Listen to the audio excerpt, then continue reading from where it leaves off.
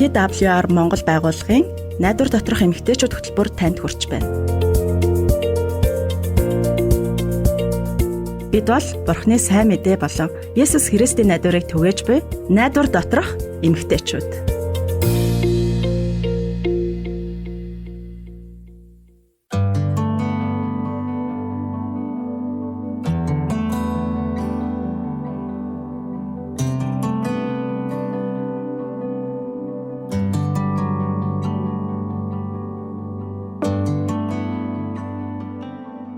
Гэрлээ байна уу? Өрөөндөө нөхөө.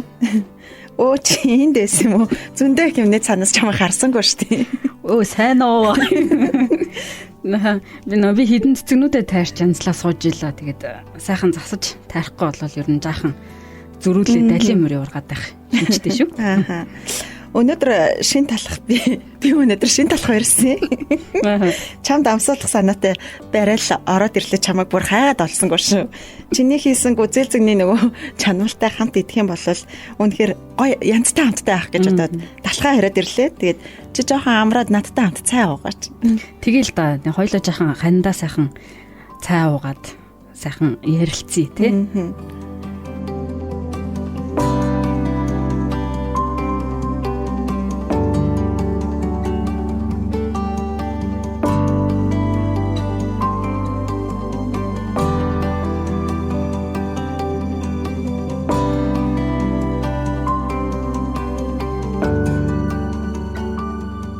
Найдвар доторх эмэгтэйчүүд нэвтрүүлэгтээ давтай морил.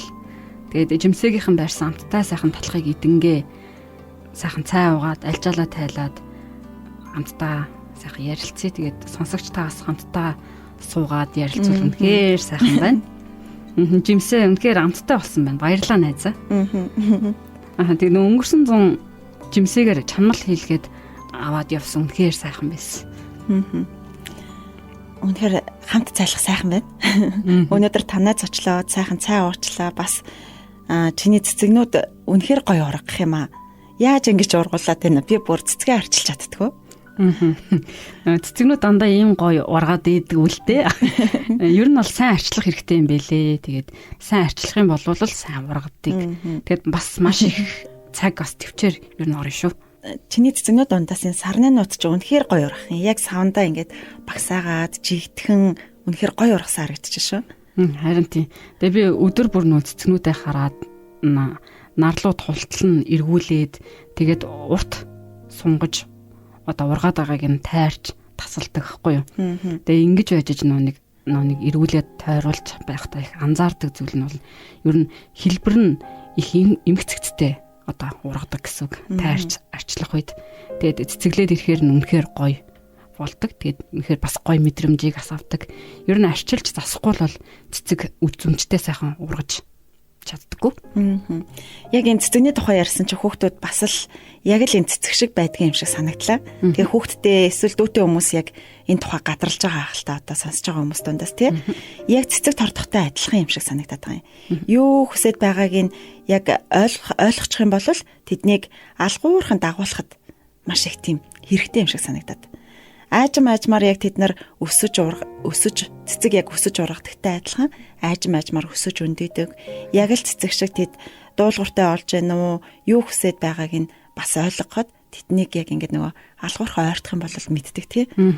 Харин яг нэг мэтгэд нэг зөв хэлбэртэй орсон байдаг шиг тий. Нөгөө эцэг их химээвөө гэрийнхнээ хүндэлж байгаа юм. Одоо нэг илрэл юм болов уу гэж боддгийн тэдний дуулууртай байдлын одоо нэг илрэлтэй. Тэгээд үнийг баг багтаа ойлгол нөө цаашдаа ямар нэгэн сонголт хийхдээ амьдралд нь одоо тулгарх асуудал дээр гэр бүлтэйгээ харилцах дээрч одоо зөвлөгөө өгөхөд ч их сонсож сурдаг, санагддаг.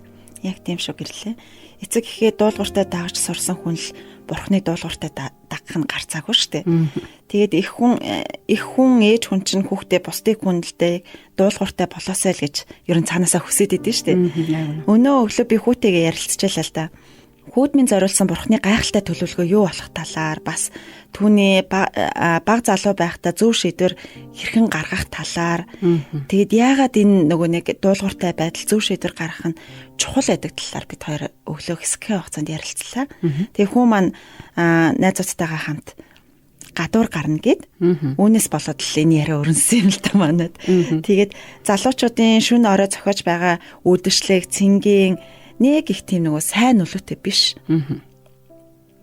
Ээж хүний үүрэг бол хүүхдтэйгээ одоо хамт байх хугацаанд л түүнийг засаж, залруулж, дуулууртай байдал руу хүртөөлж тэгж өсгөх нь одоо чухал гэж би ер нь боддог байхгүй юу. Заримдаа тэгэд яг энэ байдал маань ч гэсэн амаргүй байгаад идэг. Илүү их сонож ургасан бас нөгөө үр жимсгүй байгаа мөчрийг тайрахтай адилхан бид нар одоо нөгөө цэцэг яг арчилж байгаатай л адилхан тууштай л авахгүй бол энэ айгу хэцүү байгаад идэв шүү дээ. Яг нөө санал нэг байна. Ер нь сарнай мөчр шиг яг нөө хүүхдүүд маань гэрэл тэмүүлэн өсөж цэцгэлэх болдог. Тэгээд нэг яг эндээс дүгнэх юм бол хүүхэд бүрт ургаж цэцгэлэгт нь яг юу хэрэгтэй байдаг вэ? Нарны гэрэл. Яг зөв. Бороо уус бас сайн хөрсөл байх гэж би бодод байна. Яг зөв. Найдар доторх эмэгтэйчүүд нэвтрүүлэг маань үргэлжилж байна. Тэгээд бүгдээрээ өмнө ярьсан 3 зүйлийн тухай ярилцъя. Нарны гэрэл нь таны хүүхдийг өсгөх хайр. За, хүүхдээ хайрлаж байгаа эсгийг одоо мэдхийг хүсвэл ургуулад байна л гэсэн үг. Харин ус нь хүүхдээ сургаж хүмүүжүүлэх нь юун зөв, юун буруу болохыг ойлгуулж байгаа одоо хэрэг. Хэрэг дур зоргоороо байгаад байхыг одоо зөвшөөрөөд байвал яаж бие авч явахыг үлгэрлэн харуулахгүй байгаад байх юм бол одоо хүүхдэд хэрхэн хүчтэй том хүн болж өсгийг мэдэхгүй л гэсэн үг. Зүгээр нөө хаашаа чамаагүй ургаж байгаа зэрлэг ургамал шиг л болдог. Хамгийн сүүлийнх нь сайн хөрс байгаа. Тэгэд өсөж том болоход нь яа харахгүй хоол ижил хэрэгтэй. Үүнтэй ижил одоо зүрх сэтгэлийг нь ойлгож, ярилцах, хилцэж, урам зориг өгөх нь оюун санааг нь өсгдөг байгаа. Магадгүй сонсогч та хаа нэгтээ явж байхдаа яг гэрлийгээ ургуулсан шиг сайхан цэцэгтэй таархал ах л та тий. Тэгвэл хэзээ нэгэн цагт өөрсдийнхөө хүүхдүүдэд замаа үлдээж чадах хариуцлагатай насанд хүрсэн хүн болж өсөхийн тулд хүүхдүүд чинь яг одоо таны хүүхдэд яг одоо юу хэрэгтэй байгааг та яг тэр ургаж өндөөж байгаа цэцгийг харахтаа бодож үзээрэй гэж хэлмээр байна. Хаана болон түүний бяцхан хүү Самуэлийн түүхийг иргэн санацгаая. Тэр мэдээж Самуэльд зааж сурган түүнийг арчилж торцсон байх. Яг цэцэг шиг. Тийм болохоор тэр өсөж том болсон хойнооч дуулууртай байж сурсан байгаа. Магадгүй сонсогч танд ээж байх амаргүй байгаа хэл та. Тэгээд би ч гэсэн тань санал нэг байна. Гэхдээ энэ бол хамгийн чухал ажил. Тэгээд хүүхэд чинь үгэнд орохгүй хэцүү байлаач таны эерэг зөөлөн үгс одоо тэднийг зөв замаар нь өсөн төлөвчөж зөв хүн болох хүртэл нь сургаж чаднаа. Хүүхдэр хүн хийн гэдэг бас амаргүй. Заримдаа сахилга бат тогтоох нөгөө нэг амьдрал дүрм журам гэр бүлдээ дүрм журам тогтоох гэдэг ер нь хэцүү байгаад идэг. Тэгээд та хүүхдтэй үгүй гэж хэлэх эсвэл тэдний одоо хүссэн болгоныг зөвшөөрөхгүй байх үе магадгүй гардаг л ах л та. Хүүхдэд яг энэ нь таалагдахгүй тий үгүй гэж хэлэх нь тэдний хүсэж байгаа зүйлийг зөвшөөрөхгүй байх нь таалагдахгүй байгаад идэг. Тиймээс хүүхдүүд зөв буруугаа яг ялгаж хараахан сураагүй байх үед нь л аав ээж нь зөвөр үлгэрлэн дуурайд үлгэрлэн харуулад тэгээд бас зааж өгөх нь тэдний амьдралд үнэхээр тустай. Харин өсөж том болохоро тэд таны зааж сургасан үлгэрлэнд харуулсан зүйлт чинь талархах өдөр ирнэ гэдэгт итгэлтэй байна.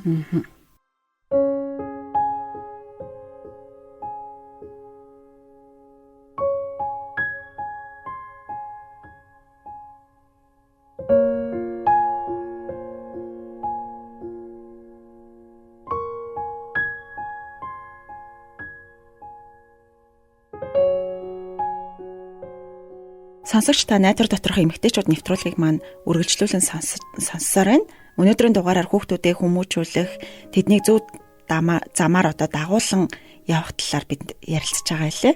Тэгээд яг л арчилж, тордож, одоо дэгшилж, тансан, тайрсан цэцэг шиг цаашдаа зөв ургаж, үдсгэлэнтэй болж хэлбэрчдэг шиг хүүхдээ яг хэрхэн дагуулах талаар бид нэр ярилцж байна. Бид хаанагийн түүхийг ярьж байсан шүү дээ. Хаана хүүхэдтэй болохын төлөө залбирсан. Тэгээ бурхан залбиралд нь хариулсан болохоор хаана хүүгээ бурхны хүн болгоно гэж амласан байдаг. Тэгээд хүүгээ гэртээ байх хугацаанд нь сайн сургасан гэдэгт би бол итгэлтэй байна. Тэгээ бас хүүн сүмд амьдарч эхэлснээс хойш жилд нэг удаа ээжтэйгээ уулзахдаа сайхан ярилцдаг байсан баха гэж би бас бодож байна. Тэгээ нөө бурханд үйлчлэх ёстой, дуулууртай байх ёстой гэдгийг хүү маш сайн одоо хүүдээ маш сайн заасан гэдг нь түүхээс харагддаг.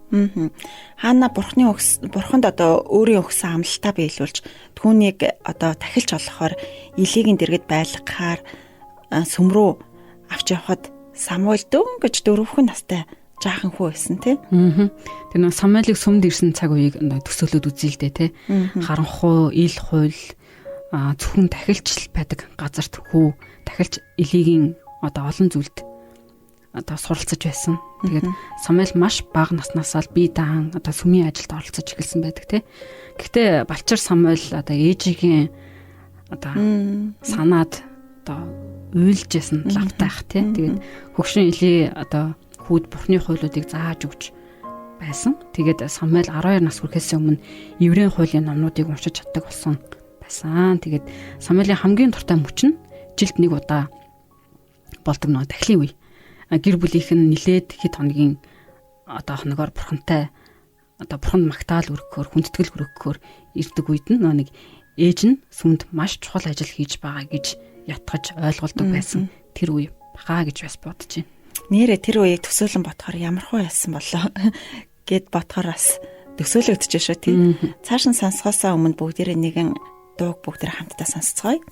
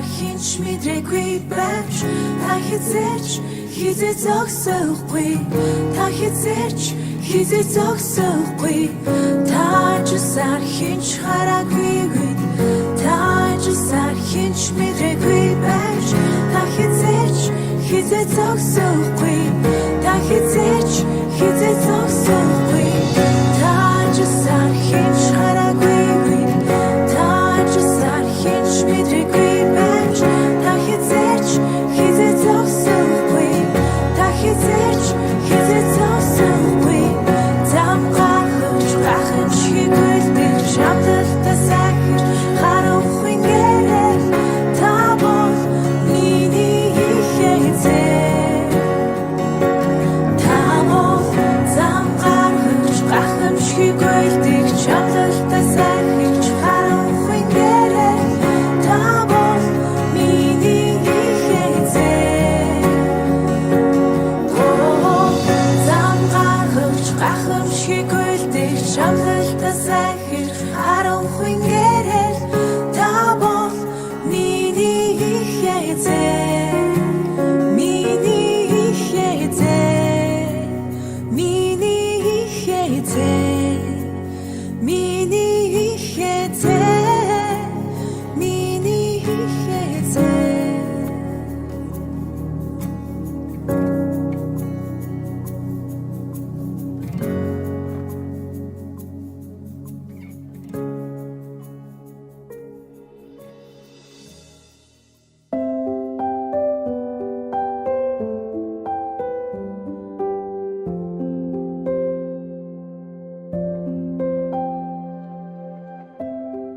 Найдвар доторх эмэгтэйчүүд нэвтрүүлгийг та үргэлжлүүлэн сонсож байна.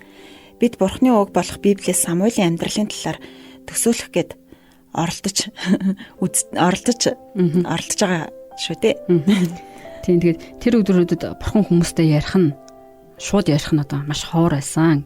Тэгээд Илийн өрөөндөө тэгээд Самуэль Бурхны гэрээний авдрын ойролцоод одоо дэвсгэр унтдаг байсан. Тэгээд Самуэль дөнгөж зүргэмлэл эхлэн гут нэрийг нь дуутгах нь сонсогдсон. Самуэлаа гэл те. Тэнгуут нэг багш нь дуудаж байна гэж дотроо бодоод шууд багш дээр очиод би энэ багшаа гэл очтол багш нь би чамайг дуудаагүй гэл нэг хүүхгээ явуулдаг те. Хүү буцаж очиод орондоо унтах гэтэл дахиад Самуэлаа гэл дууддаг. Хүү нэг тэр дууг танил биш учраас дахиад хүү багш дээр очиод багшаа та намайг дуудсан уу гэл дахиад очдөг те. Харин багш нь хүүг дуудаагүй унтаарай гэл эргээл буцаал явуулдаг. Тэгэд өмнө Бурхан хүүтэй шууд ярьж байгаагүй болохоор Самуэль түүний дууг танихгүй байсан ойлгомжтой те. Тиймээс Бурхан хүүг 3 удаагаа дуудахад учраа ололгүй Или дээр дахиад гүгээд очдөг. Илээ жаах нэг бодлогочширж байгаад энэ чи юу үлээ гэж бодож байгаад чамайг Бурхан дуудаад байгаа юм байна. Хэрвээ чамайг дахин дуудвал Бурхан минь би сонсож байна. Та хэлээрэй гэж одоо Самуэльд Илийн үгийг зааж өгдөг те. Тэгээд Самуэль багшийн хэлснээр тийх өгүүлдэг байсан. Тэгээд Бурхан Самуэлаа би Израильд сонсон бүх хүн зочирдох зүйлсийг хийх гэж байна.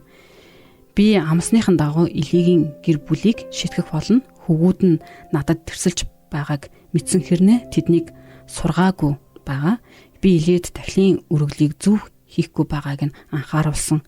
Тэдний гэр бүл хитрхийн муу зүйлийг хийлээ гэж хэлдэг. Тэгэд маргааш өглөө нь Самуэль босоод Бурхны өргөөний хаалгыг онгойлгосон хэдий ч Илийд Бурхны айлсныг хэлэхээс айдаг. Гэвч нэг Илий түнд хүмүүнээ нааш хүрээдэр гэд Самуэлийг дууддаг.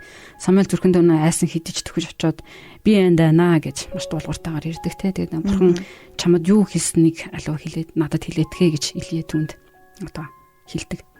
Тэгээд хэрэг үгийг нь бүрэн гүцэд дамжуулахгүй бол тэр чамайг шийтгэж магадгүй шүү гэж Илий одоо Самуэльд хэлдэг байгаа. Тиймээс Самуэль Илийд бүгдийг нь одоо хэлээд тэр бол Бурхан тэр зөвийг үйлдэг гэж Илий хариулахад Самуэль маш их гайхжээ гэсэн бас Библиэлд үг байдаг. Тэгээд Самуэль өсөж том болсоор Бурхан түүнд туслаж хэлсэн бүхнийг нь биелүүл одоо хэлсэн бүх нь одоо биелээ олж байгааг хардаг. Тэгээд Бурханы жинхэнэ иш үзүүлэгч гэж нутаг орных нь бүгд түүнийг мэддэг. Бурхан өөрөө Самуэльд одоо үзэгдэж юу хийхийг нь одоо хэлж өгдөг байсан гэж Библиэлд өгүүлсэн байдаг. Найдвар доторх эмэгтэйчүүд хөтөлбөр маань үргэлжилж байна. Та яг Самуэль балчир хүүгээ өндөр настай тахилчид үлдээвэл ер нь ямар санагдах вэ? Би өөрөө бол үнэхээр дааж давшгүй даваа гэж бодож байна. Би ч бас чадахгүй ах л гэж бодож байна. Гэхдээ хаана бурханд яг амласан шүү дээ. Түүний хувьд амлалтандаа хаана бас хүрсэн. Тэгээд ч бурхан хүүг нь бас халамжлна гэдэгт хаанаас бурханд итгэжсэн. Хүүдээ дуулууртай байхыг зааж өгсөндөө магадгүй хаана тэр өрөө баярлаж бахархажсэн баг тий. Яг үнэ. Тэр хизээний өдөр бид нар ч гэсэн хүүхдүүдэд хол газар руу явуулах хэрэг гарч магадгүй тий. Тим цаг ирэхэд та хүүхдүүдэд яг юуг сайн зааж өгсөндөө л одоо найдах хэрэгтэй болно. Тэгээд тэд яаж өссөн түүгээрээ л одоо амьдралыг туулах болно. Ээж байх гэдэг энэ хүндхэн албыг бурхан маш их анхаардаг байгаа бидний энэ албыг. Бурхан таныг хүүхдээ өөрлөө навчаарч өөрөөс нь асуун залбирдаг хүн болгоосой л гэж хүсдэг. Намайг сайн ээж байхад туслаач ээ гэж бурханаас таас тусламжийг эрен гуйгаасаа гэж хүсэж байна. Бас хүүхдээ ч гэсэн бурханд өргөн залбираасаа. Таны яг зааврыг даган өсөж бурхны өмнө бурхныг одоо дуулууртай даахтаж суралцахын төлөө таас хүүхдийнхаа төлөө хичээнгүйлэн залбирдаг ээж байгаасаа гэж хүсэж байна. Яг одоо би хамтдаа залбираасаа гэж хүсэж байна сонсогч таныг. Та надтай хамт хүүхдүүдийнхаа төлөө яг одоо хамтдаа залбираарай. Хайр инэрлийн бурхан аваа бидэнд та үр хүүхдүүдийг өгсөнд баярлалаа. Та биднийг бас хүүхдүүдээ зөв үлгэр дуурайлалтай ээж байхад тэр сайн дуулууртай байдлыг заадаг хийж байхад та биднийг хөтлөн дагуулаач. Тэднийгээ бас хүүхдүүдээ бас сайн хайрлан халамжилж хэрхэн дуулууртай байхыг заахад бас та туслаарай. Таны замуудыг зааж өгч өсөж том болохдоо тэр таныг хүүхдүүд маань таныг дагаж таны өмнө дуулууртай байх болно хэмээн тунхаглаж байна. Таны дуулууртай хүү Есүсийн нэрээр залбирanгуйлаа. Амен. Амен. Тэгэд нэвтрүүлгийг өндөрлөхөөс өмнө хилийн чандаас одоо нэгэн оролцогч маань сэтгэлээ бидэнд ирүүлсэн байна.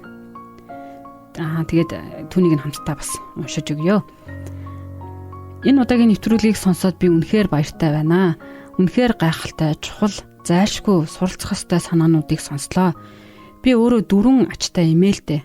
2 охин маань аль хэдийнэ ээж болцоосон байгаа. Тэдэндээ би чадах ятгаараа л тусалж хүүхдээ өсгөхт нь дэм болох гэж хичээдэг. Бурхан надад тусалж байгаа болохоор би тэднийгээ эрүүл сайн өсгөхт нь оролцож чаддгаа. Та нарынхаа нэвтрүүлэгт маш их баярлаа. Одоо гэсэн байна. Эмээ өвөө нарт үнэхээр чухал санаануудыг өгч байдаг шүү. Хүүхдүүдээ өсгөж хүмүүжүүлэхэд бидэнд тусламж зөвлөгөө хэрэгтэй л байна гэсэн байна. Тэгээд баярлалаа та нартаа гэж цагаагаад тусчээ. Сонсогч ихчтэй баярлалаа.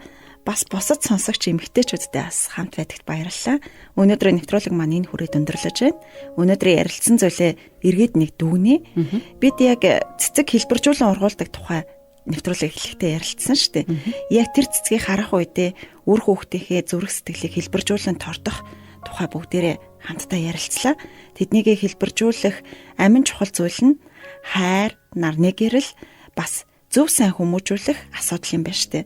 Харин ус чийг бол тэдний оюун бодлыг сонирхолтой зүйлсээр тэтгэж урам зориг өгөх сайн хөрс юм байна гэж нэвтрүүлгийн эцэст нь дүгнэж байна. За тэгээд дараагийн нэвтрүүлгээр дахин уулзцгаая. Тэгээд сайхан амраарай. Үр хүүхдүүдтэйгээ сайхан цагийг өнгөрүүлээрэй. Баяртай. Баяртай.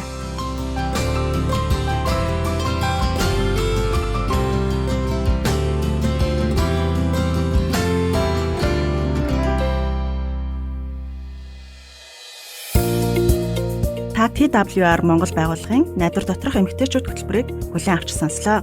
Та бидэнтэй холбогдохыг хүсвэл TWR Women of Hope Mongolia Instagram болон Facebook пэйж хуудасаар мөн 907 07 51 дугаараар холбогдорой. Нэвтрүүлэгтэй холбоотой таны санал сэтгэлийг бид хүлээн авахдаа баяртай байх болно.